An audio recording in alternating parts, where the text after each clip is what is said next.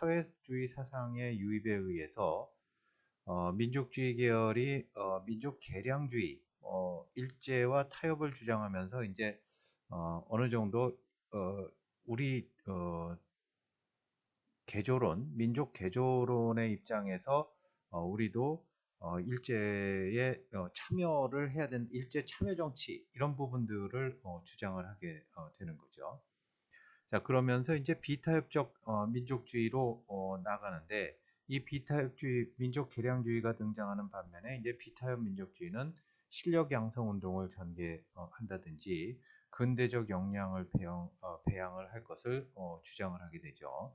그러면서 물산 장려 운동, 밀립대학 설립 운동들을 전개해 나간다. 이렇게 이해를 하면 좋을 것 같습니다. 그러면서 이제 사회주의 계열이 등장을 하죠.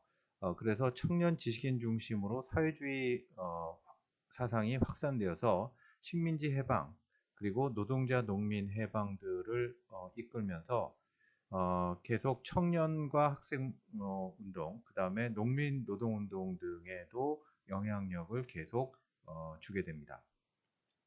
결국 독립운동 전설은 민족주의 계열에서 민족 개량주의와 비타협적 민족주의의 분열을 낳고 또 사회주의 계열의 분열까지 이어지면서 실제적으로 이것들이 어떠한 독립운동의 지향점들이 조금씩 달라지기 시작을 하면서 1920년대, 30년대를 지내게 된다. 이렇게 볼 수 있습니다. 자, 이러한 과정 중에 60만 세 운동이 일어났다라는 것인데요. 순종 인산위를 계기로 일어났다라는 거죠. 배경은 일제 식민지 수탈과 교육에 대한 반발, 이렇게 우리들이 얘기들을 하지만 인종의 순산위를 계기로 학생과 사회주의자들이 만세 시위 운동을 전개했다라는 것이고요. 대체적으로 학생 운동이 대중적 차원의 항일 운동으로 발전을 했다. 그리고 민족주의계와 사회주의계의 연대 가능성들을 제시했다라는 것이고, 이것들이 민족 유일당 운동, 신간의 운동들로 서로 연결이 되는 것으로 우리들이 보고 있습니다. 자, 이러한 운동들은 1929년에 이르러서 이 전국 규모에서 3.1운동 이후 최대의 민족운동으로 광주 학생 항일운동이 일어났다라는 것인데 민족차별과 식민지 교육에 대한 반발 그리고 학생운동의 활성화, 특히 1927년에 민족유일당 운동으로 결성이 된 신간회가 민족운동들을 활발히 지원을 했다. 이렇게 봅니다. 일단 전개는 일본 남학생의 조선 여학생 희롱 사건을 계기로 한일 간의 학생이 충돌하고 일본 경찰이 조선 학생만을 검거함으로써 광주의 모든 학교 학생들이 걸기를 하게 되는데 전국적인 규모의 항일 투쟁으로 확대되어서 만주와 일본까지 확대되었다. 이렇게 보죠. 이러한 부분들이 결국은 학생과 시민이 합세한 3.1운동 이후 최대의 항일 민족운동이고 학생들이 독립투쟁의 주역으로 활동하게 되었다라는 겁니다. 광주 항일 학생 운동 때의 경문을 보면 학생 대중이여 걸기하라 이런 얘기와 언론 결사 집회 출판의 자유를 획득하라. 그 다음에 식민지 교육제도를 철폐하라. 조선인 본위의 교육제도를 확립하라. 라고 하는 것들이 구호로 나설 만큼 이제 학생들이 독립투쟁의 주역으로 활동했다라는 것입니다. 네, 이런 운동들을 어떻게 보면 옆에 지도는 이것들이 이제 1920년대 우리들이 사회운동과 이런 것들을 전체적으로 살펴볼 때 지도로서 우리들이 일어났던 활동들을 한번 살펴보자 라는 것인데요. 결국 지금 우리들이 소개를 했던 것처럼 1920년에 평양과 서울에서 조선물산장려회가 창립이 됐다. 이 지역적으로 우리들이 조금 볼 필요가 있고, 그 다음에 이제 1922년, 23년에 거쳐서 서울에서 조선민립대학 기성회라고 해서 이제 민립대학 설립 운동들이 일어났다라는 거. 그 다음에 이제 조선노동총동맹 이런 것들이 생기면서 사회주의 계열들의 운동들이 생기게 되고, 이러한 사회주의 계운들은 1929년 원산의 총파업까지 이어지는 것으로 이렇게 우리들이 보게 되면 될 것 같습니다. 자, 그 다음에 이제 1926년에 조선 순종 인산 일을 계기로 해서 학생과 사회주의자들이 만세운동을 벌인 결과 그것들이 결국은 1927년 서울의 신간회 창립 그리고 자매단체로서 근우회가 창립되었다라는 점, 그리고 이것들이 서로 연결이 그 이 영향을 주고받으면서 1929년 광주 학생 항일운동으로 이어져 갔다라는 점, 이런 점들을 우리들이 이제 그 이 대체적으로 지도로서 이런 부분들을 파악을 하면 좋을 것 같습니다. 예. 그럼 이렇게 보고요. 그 다음에는 이제 의열단과 애국단 활동들 이런 부분들이 조금 주목이 되죠. 그러니까 의열단이라고 하는 것들은 김원봉이 중심이 되었다라는 거. 그래서 신흥무관학교 출신의 청년이 중심됐고 길림에서 결성이 되었는데, 지침은 신채호의 조선혁명 선언으로 우리들이 봅니다. 그래서 민중의 직접혁명을 통한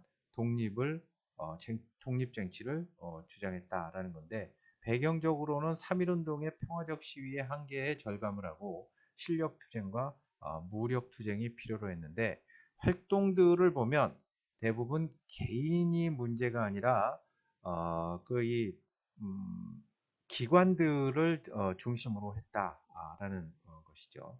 그래서 조선총독부, 그 다음에 동양척식주식회사, 매일신보사, 경찰서 등 일본의 중요 기관들을 폭파하거나 피해를 입히는 그런 형태들로 우리들이 나석주 동양척식주식회사의 폭탄을 투척했다. 김익상 조선총독부에 투탄을 했다. 김상호 조선경찰서에 폭탄을 던지는 일들이 일어나는 것이죠.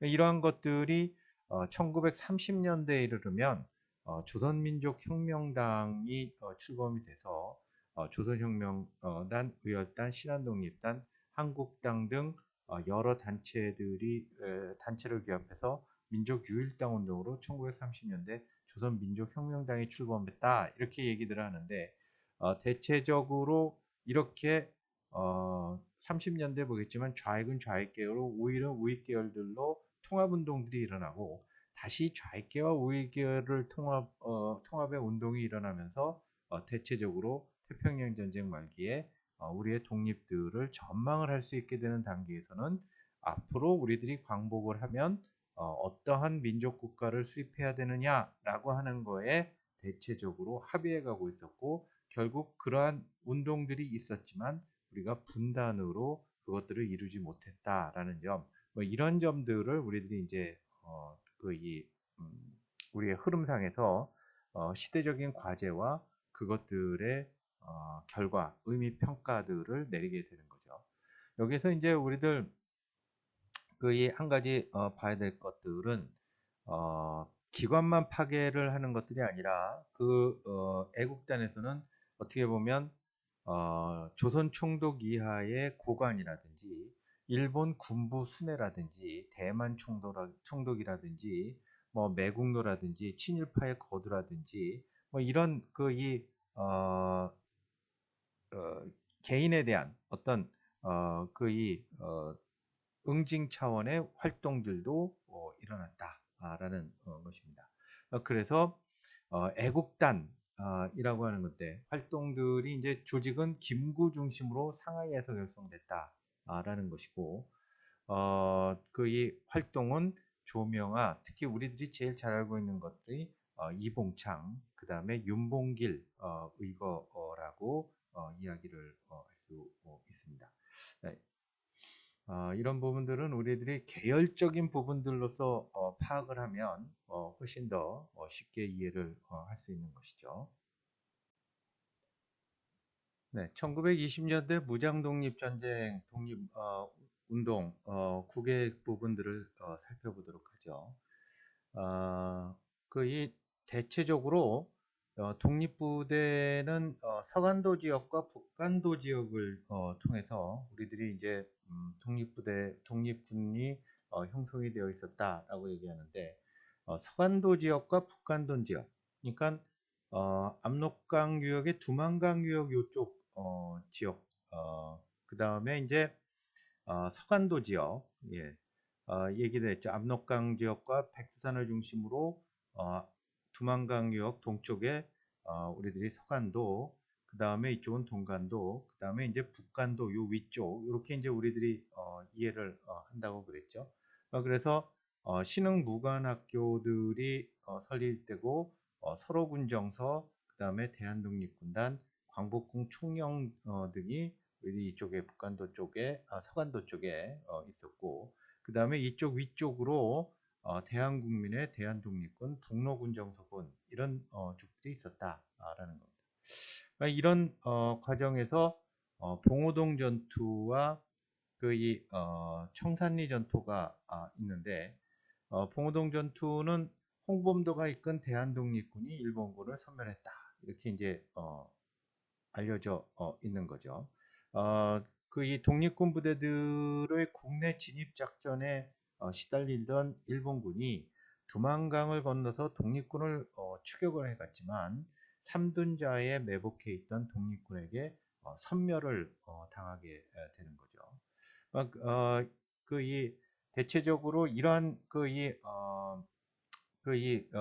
승리가 봉오동 전투와 더불어서 청산리 전투, 1920년 김좌진이 이끄는 북로군정서군과 여러 독립군 부대의 연합군 승리가 있게 됩니다.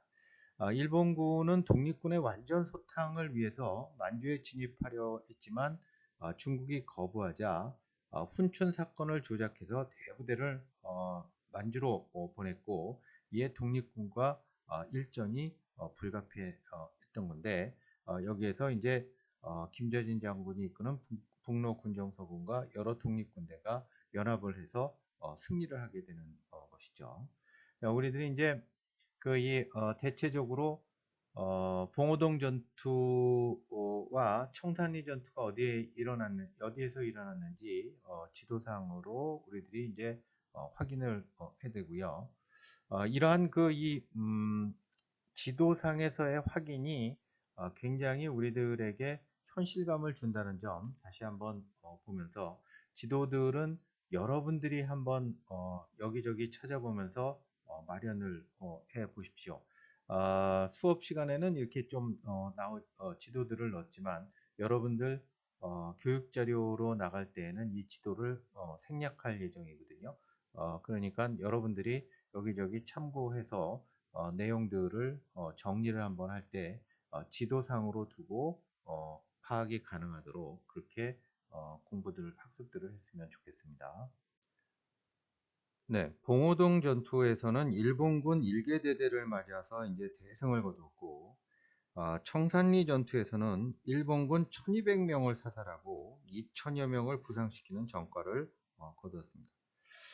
독립군 부대와의 전투에서 패배를 거듭하던 일본군은 잠깐 전에 얘기한 것처럼 간도 침략의 구실을 만들기 위해서 1920년 10월 훈춘 사건을 조작을 하고 중국인 마적을 시켜서 일본 영사관을 습격하게 하고는 한국인에게 뒤집어 씌워서 간도 지방의 교포들에 대해서 잔악한 학살을 감행하게 되었던 거죠.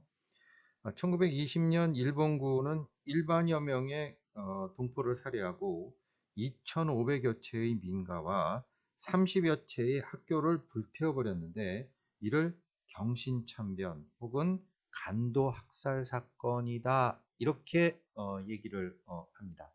우리들이 이제 봉오동 전투와 청산리 전투에서 그 승리를 거두었지만 간도 참변이라고 하는 사건들로 그 패배 어떻게 보면 타격을 아주 강하게 입었던 거죠. 그래서 독립군 조직에 타격을 가지면서 한인촌이 거의 폐허화되는 지경에 이르렀다라는 겁니다. 일본군의 잔악한 만행으로부터 교포 사회를 구하고 그들의 추격을 피하기 위해서 독립군 부대들은 소련과 만주의 국경지대인 밀산부에 모였습니다. 이쪽 부분들이죠. 그래서 대한독립군단을 조직하고 수십만 동포가 살고 있는 연해주의 자유시, 우리들이 이제 알렉세프스크라고 이야기들을 하는데 우리들이 연해주의 자유시 이렇게들 그냥 흔히들 얘기를 합니다. 그래서 자유시로 들어갔죠. 그곳에는 소련 내의 적군, 즉 소련군과 러시아군, 백군이 내분을 겪고 있었는데 이 내분에 말려 들었어요. 그래서 적색군을 도왔는데 일본이 지원한 백색군을 일본군이 지원을 해서 그 이 백색군을 진압한 적색군이 일본과의 마찰을 우려해 가지고 독립군의 무장을 강제로 해제시키려고 한 거죠. 그러면서 그 참변이 발생을 한 이것들이 우리들이 자유시 참변이라고 이야기를 하는데 이러한 자유시 참변을 겪고 난 뒤에 적군에 의해서 무장 해제를 당하고 독립부대들은 어려움을 극복하고 만주를 중심으로 재통합 운동을 추진을 하게 됩니다. 그래서 만주로 이동을 하게 되는 것이죠. 그래서 재정비 되는 독립군의 내용을 보면 대체적으로 3부의 설립, 참의부, 정의부, 신민부 뭐 이런 이야기들을 많이 하죠.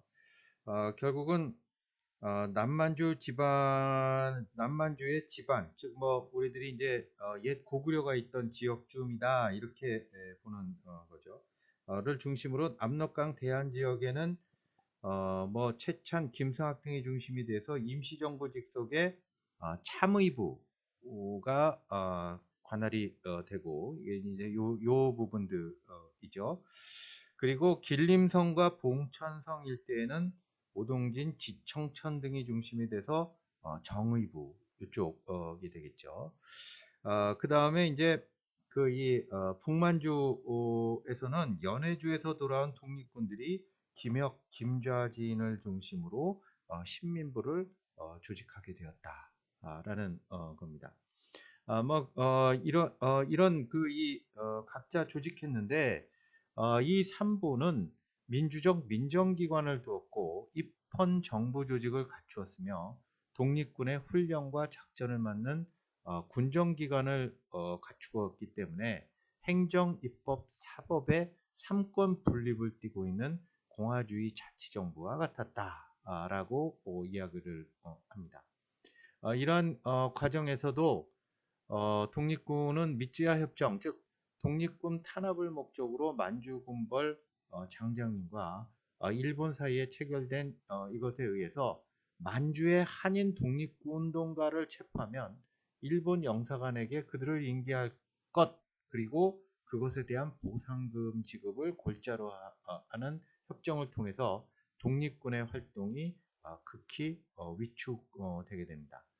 그래서 1928년과 이러한 것들을 거쳐서 1928년과 29년 사이에는 3부 통합운동이 일어나서 혁신의회와 국민부로 우리들이 거의 통합이 되어 나가는 모습을 보인다라는 것인데 혁신의회는 북만주의 김좌진, 지청천, 김동삼 중심의 한국독립당 그리고 한국독립군이 건설이 되고 국민부는 남만주 조선혁명당 조선혁명군 쪽으로 가면서 이 삼부 통합운동들이 일어나게 된다. 이렇게 우리들이 이야기들을 흐름들을 우리들이 이해를 하면 될 것 같습니다.